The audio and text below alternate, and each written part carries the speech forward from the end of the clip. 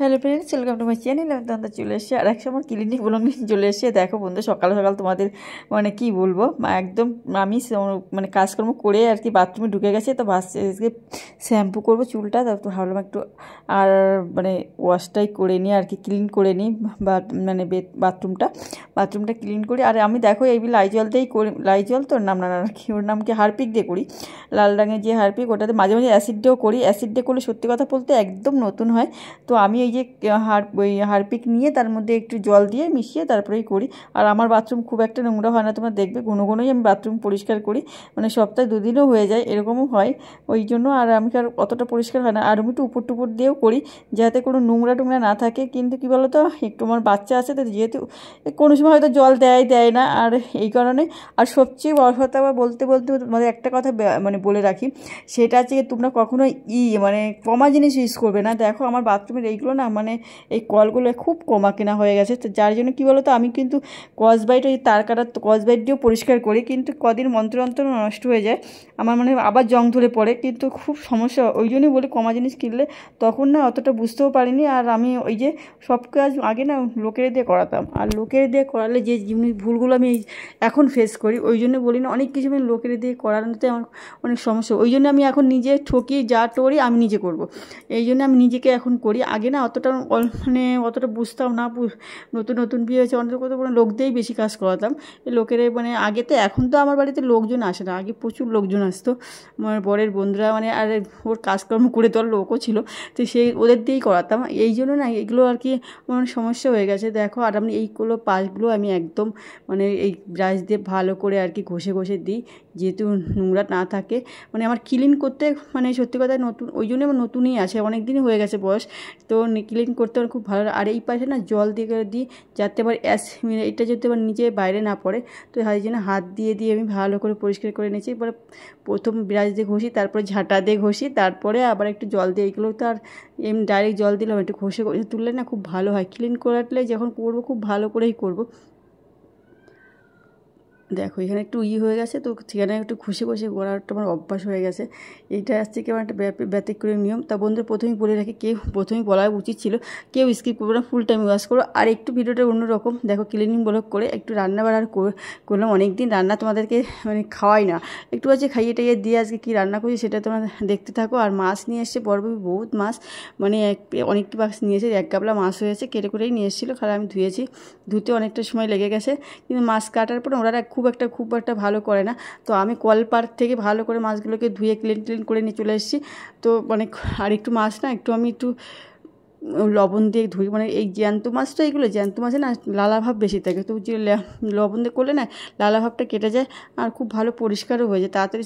লালা কেটে গেলে তাড়াতাড়ি ধুতে খুব একটা অসুবিধা হয় না।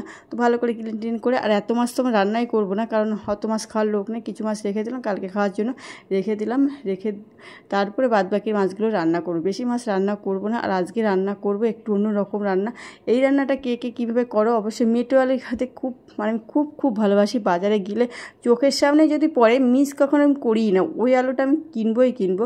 তা তেজপাতা, ধনে আর জিরে দিয়ে দিলাম, একটু ভালো ভাজা করে এই মশলাটা ওই মেটে আলুর পারফেক্ট আর কি মশলা।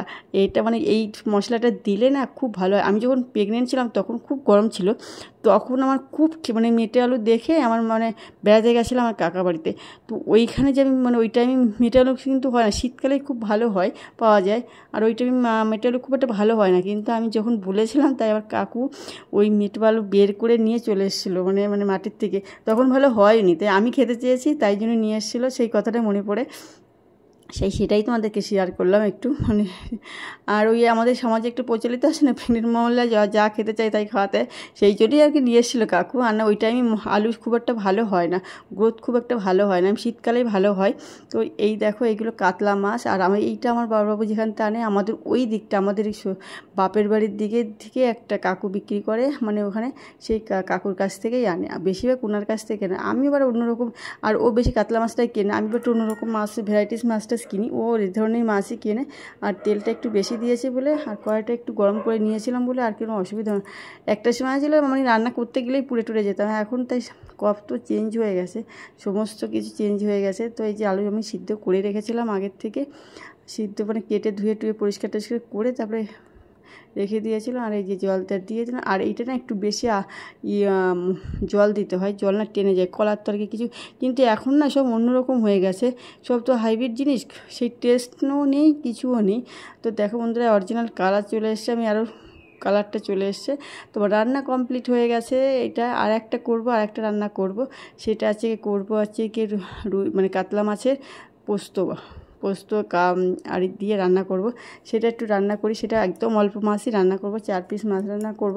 কারণ এখানে মাছ কত মাছ আমাদের এইতে আমার 4-5 পিস করে খেতে হবে, মানে মা আর মেয়ে খাই না বললেই চলে, এতটা কম খাই। আর এই যে আমার সেই পোস্ত কাতলা করে কমপ্লিট হয়ে গেল।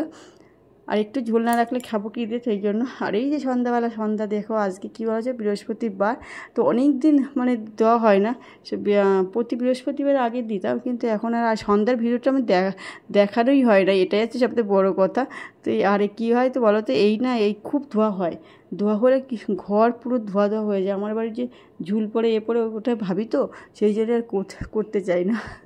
আগে খুব করতাম, তো ভাবি কি ধুলো খুব ধোয়া পড়ে আর ঘর পুরো হয়ে যায়, কিন্তু এতে নাকি বাস্তুদোষ কাটে, এটা হচ্ছে কি অনেকেই বলে। আর এর মধ্যে সর্ষে দিলে বাস্তুর কোনো দোষই থাকে না, এটা হচ্ছে বলে দিলাম, অনেকে করতে পারো কিন্তু। আর এইটা আমি অনেক দিন আগেকার ভিডিও করা, এটা কি হলুদ কিনেছিলাম 1.5 কেজি হলুদ, না 1 কেজি, সরি 1 কেজি হলুদ কিনেছি মাত্র 150 টাকা, ওই জন্যই বলছিলাম 1.5 কিলো, 150 টাকাতে 1 কেজি অরিজিনাল হলুদ।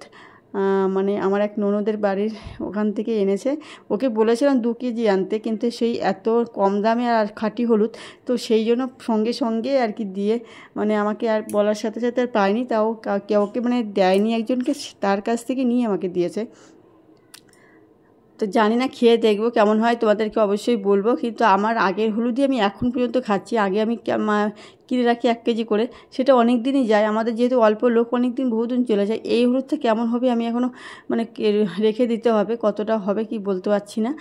আর দেখি কয় কৌটো হবে, মানে 1 কৌটো হলে তো খুব ভালো, না হলে আমার আর একটা কৌটো আছে কি না সেটা খুঁজে বের করতে, না 2 কৌটো হয়েছে, 2 কৌটো হয়নি, 1 কৌটো আর হাফ হয়েছে।